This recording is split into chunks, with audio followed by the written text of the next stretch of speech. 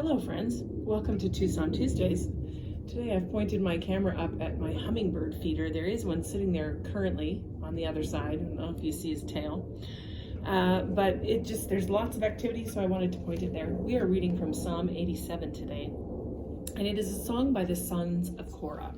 Now, when I was camping, I did some research on that, and I spent I was flabbergasted by it. The sons of Korah have written numerous psalms. The ones that I know of, and I'm not going to say that they're the only ones because I could be wrong, are Psalm 42 and 44 and 49, and then there's Psalm 84 and 85, as well as 87 and 88. And that's quite a number of them. Now, the sons of Korah were part of the Levites that were set apart to work in God's temple. And there's a story behind this family because when you read in Numbers chapter 16, you can see what happened there. There was a rebellion against Aaron because he wanted more than what he was given, basically. His job in the temple, he didn't like it, and he figured everyone should be able to do what Aaron does. And so he got a bunch of guys together, and they all basically came and had stirred up a rebellion against Aaron. And it was quite the challenge because there were so many men involved. I'm trying to find it here in my Bible. For some reason, I didn't pull it up beforehand, which was silly of me. There was quite a challenge. He had 250 men that came and they challenged. And basically he was saying, hey, I think that we should all be able to do what Aaron does, because Aaron and his sons were set apart as the priests.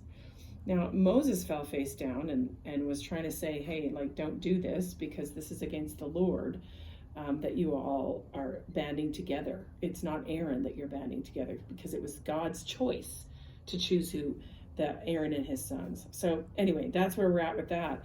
And it goes further because it wasn't just those men that got in trouble, but there was his whole family.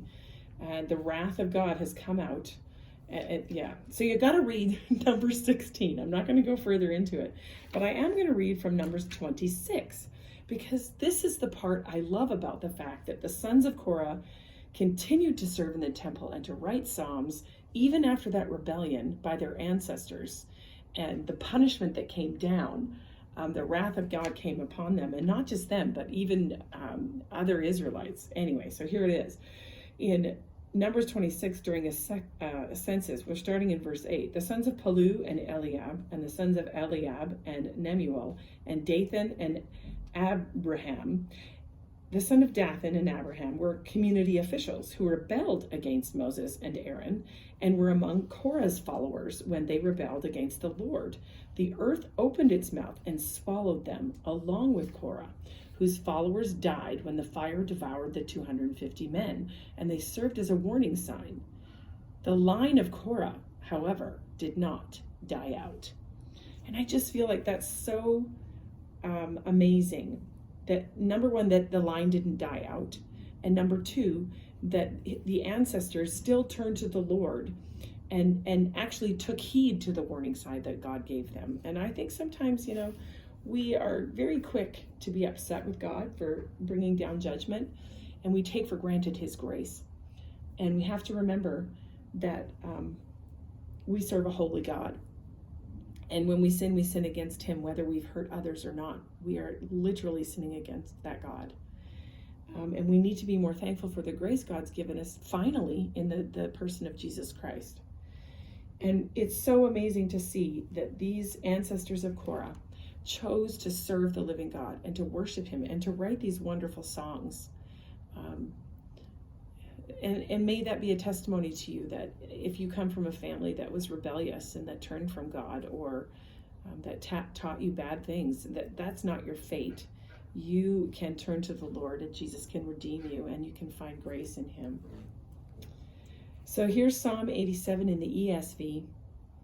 Glorious things are spoken of you, a psalm of the sons of Korah, a song. On the holy mount stands the city he founded. The Lord loves the gates of Zion more than all the dwelling places of Jacob. Glorious things of you are spoken, O city of God. Among those who know me, I mention Rahab and Babylon. Behold, Philistia and Tyre with Cush. This one was born there, they say, and of Zion it shall be said, this one and that one were born in her. For the Most High himself will establish her. The Lord records as he registers the peoples, this one was born there. Singers and dancers alike say, all my springs are in you. What a wonderful psalm celebrating the city of Zion, which is the city of God. And just amazing that these Israelites would be writing about how they are looking forward to all the nations being named as part of the city of God, which is what we have now when you come to Jesus Christ. So I just loved it, and I had to just let it stand on its own on this Psalm Tuesday. So there you go. One psalm and a little bit of a story. I hope you do look into the sons of Korah and find that you can be forgiven just as their family was. Psalm 87 in the ESV. Psalm Tuesday.